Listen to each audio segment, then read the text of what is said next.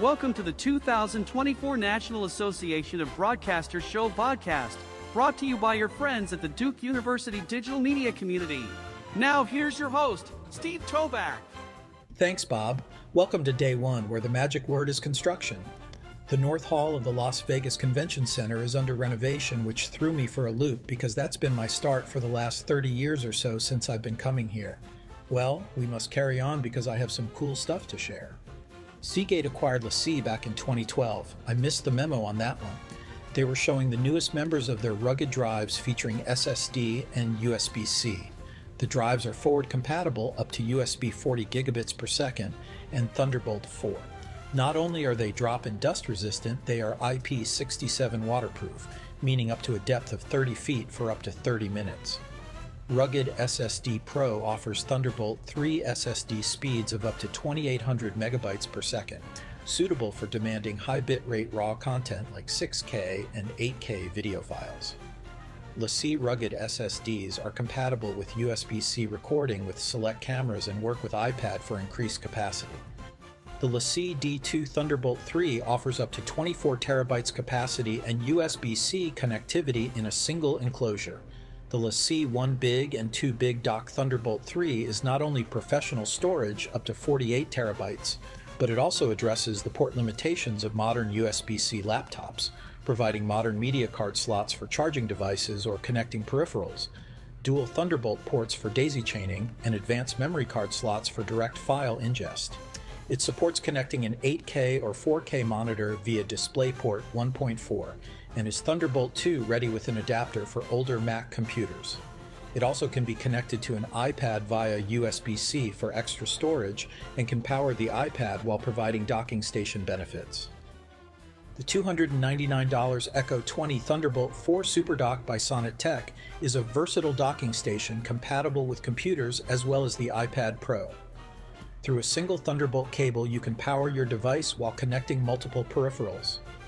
Featuring an internal SSD expansion slot supporting up to 8 terabytes of SSD storage, must be purchased separately, onboard HDMI port for direct display connection, and 2.5 gigabit Ethernet support for faster data transfers.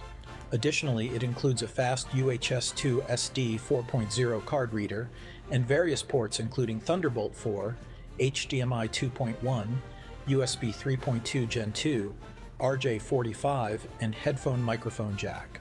I found a couple of companies that were selling fully customizable control systems that I thought might be interesting to experiment with for classrooms using the open source Utology platform, or even creating custom PTZ controllers or simple input switchers for video screens. X-Keys is a platform that very much reminds me of playing with Legos. They offer a number of different controllers such as buttons, T-bars, jog and shuttles, joysticks and faders that can be assembled together in different configurations and programmed either by mapping to keystrokes, creating macros, or through learning from devices you'd like to control. JL Cooper offers a number of IP-connected control and interfacing products. Their systems are rugged and can be fully customized with labels and colors. The new PTZOptics Move 4K PTZ camera features auto-tracking capabilities and offers 12x, 20x, and 30x zoom options. It has SDI, HDMI, USB, and IP outputs, including NDIHX. Its built-in auto-tracking includes a web UI that seemed pretty straightforward. The auto-tracking did fairly well in a very difficult environment. It does not have the ability to read hand gestures to switch users, but you can set it to time out on its facial recognition to pick up a new presenter if needed. It is priced from $1,799 to $2,199, depending on the zoom, and comes with a 5-year warranty. One of the best things about coming to the NAB show is running into new and innovative companies.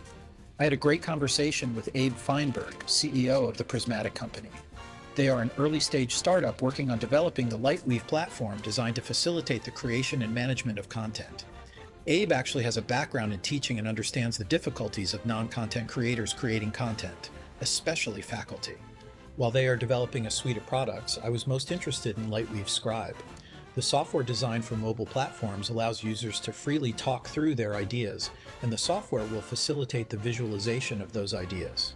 Yes, Gen AI will be an option to generate visuals from the text, but what really intrigues me is their planned ability to populate visuals from our own collections, such as Media Beacon or the curated B-roll collection in WebDAM.